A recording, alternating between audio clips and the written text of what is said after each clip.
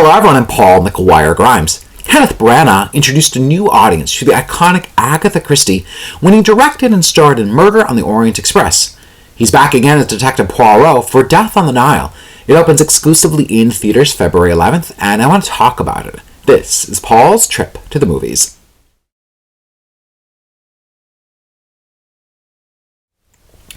Poirot escapes to Egypt for a little vacation, but he finds himself in the midst of celebrating newlyweds Simon Doyle, who's played by Armie Hammer, and his beautiful bride, Annette, played by Gadot, and their guest. Now, while they're all aboard this riverboat cruise, Lynette is found dead in her bedroom, leading Poirot back to work as he tries to solve her murder. Now, could it be Simon's ex-girlfriend who stuck her way onto the boat? Could it be Simon? Or is it one of the many other friends who are supposedly there to celebrate the bride and groom? The film has an all-star cast with Russell Brand, Annette Bening, Dawn French and Jennifer Saunders, Rose Leslie, Sophie Okonedo, and Letitia Wright. Branagh once again brings back writer Michael Green, who also wrote his version of Murder on the Orient Express.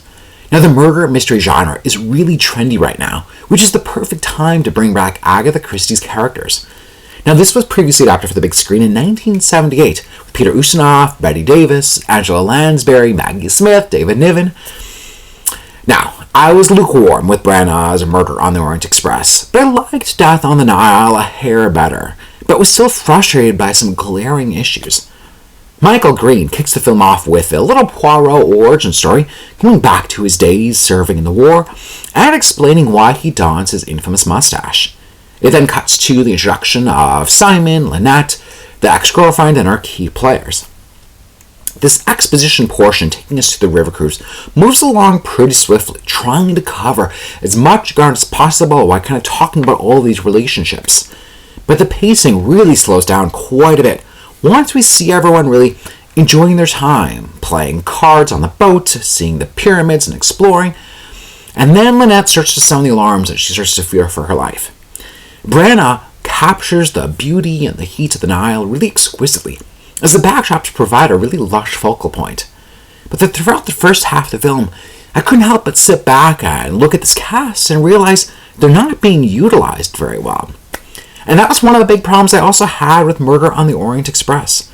Now, I don't know if Branagh isn't letting them play around, or if Michael Green's script could have been stronger to really make them pop. I wanted more flourish with many of these actors. Now, you may not recognize Russell Brand with his short haircut, but he's completely off-brand here as the doctor aboard the boat. Even Annette Bening doesn't stand out like you'd expect. Branagh, I think, really comes alive, though, as Poirot once the investigations start. He can really make anyone sound like a suspect. French and Saunders are always great together, but the only other actor who seems to be having fun with the material is Sophie Okonedo as the jazz singer. She brings a seductive, pulpy, mysterious element to this ensemble. Death on the Nile looks gorgeous, and there are plenty of surprises along the way, but there's this playful quality to it that's missing. It's almost too serious for its own good. Now, I haven't closed the door on Branagh's Agatha Christie adaptations, but they need richer characters to the script in order to just capture the ensemble of Christie's material. I'm giving Death on the Nile 2.5 out of 5 ticket stubs. If you like my review today, click subscribe on my YouTube channel. I got some movie reviews, as well as my recent appearances on Twin Cities Live. I got to co-host the other day, which is an absolute blast. So you'll definitely want to check out that segment. Don't forget to follow me on Instagram and Twitter at Paul's Movie Trip, and then go to my website, paulstriptothemovies.com, for even more reviews.